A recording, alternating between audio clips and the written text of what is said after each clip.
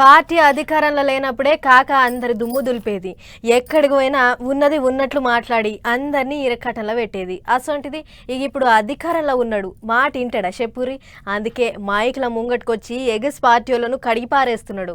ఓ హనుమంత్ కాక మంచిగున్నావానే? అయ్యో వచ్చి రాగానే గంత మాట అంటవేందే కాక? తరీక లేని పనులు ఎవరు చేస్తుర్రు? గజుడుర్రి అనేది అంటాడు, మళ్ళా దండం పెడతా అంటాడు. పెద్ద మనిషి అంటే పెద్ద మనిషి. చెప్పు. బీసీ బంద్ ఇచ్చినాం, గొర్రెలు వాంచినాం, చేప పిల్లలు వాంచినాం, మస్తు చేసినాం అని అంటుర్రే వాళ్ళు. నేను పిసిసి అధ్యక్షుడిగా కాకముందు డాక్టర్ మల్లికార్జున్ గౌడ్ అయ్యాడు, ఆ తర్వాత నేనయ్యాను, ఆ తర్వాత డి శ్రీనివాస్ 2 సార్లు అయ్యాడు.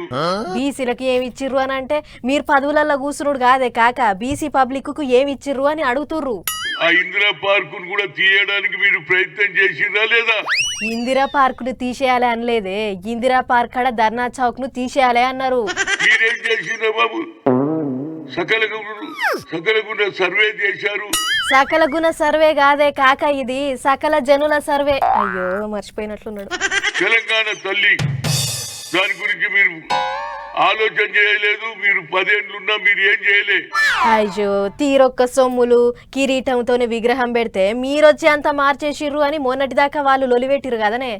రేవంత్ రెడ్డి గారు ఆ తెలుగు తల్లి విగ్రహం పెట్టిరా లేదా? తెలుగు తల్లి విగ్రహమా? మేమంతా తెలంగాణ తల్లి విగ్రహం అనుకున్నాం కాదనే కాక, నువ్వేంది గంత మాట అన్నావు? అరే మాకు 5 ఏళ్ళ అవకాశం ఇచ్చిండ్రా బాబు. ప్రజలు ఓటు వేసిండ్రు 5 ఏళ్ల వరకు. 5 ఏళ్ల లోపల 6 డిక్లరేషన్ చేస్తాం, రైతు రుణమాఫీ చేస్తాం, అన్ని చేస్తాం మేము. అందరు అడుగుతున్నది కూడా గదే గదనే. అయినా నువ్వు చెప్పినావంటే ఇక 600 అయినా చేస్తారు, బరాబరి చేస్తారు. మా పార్టీ ముందుకు వస్తుంది. ప్రజలకు ఇచ్చిన హామీలు నిలబెట్టుకుంటాం. గద అన్నట్టు కాక ఏగస్ పార్టీ వాళ్ళ మీద గట్టినే గరమైండు. బీసీల కొరకు తొలుత సంధి కొట్లాడింది షెయి పార్టీ వాళ్ళే, నడమ వాళ్ళు వీళ్ళు బగ్గ మాట్లాడుతుర్రు అన్నట్టు కోపానికి వచ్చిండు. ఏమైనా కాక షెయి పార్టీ మీద ఒక్క మాట పడనీయడు పొర్రి.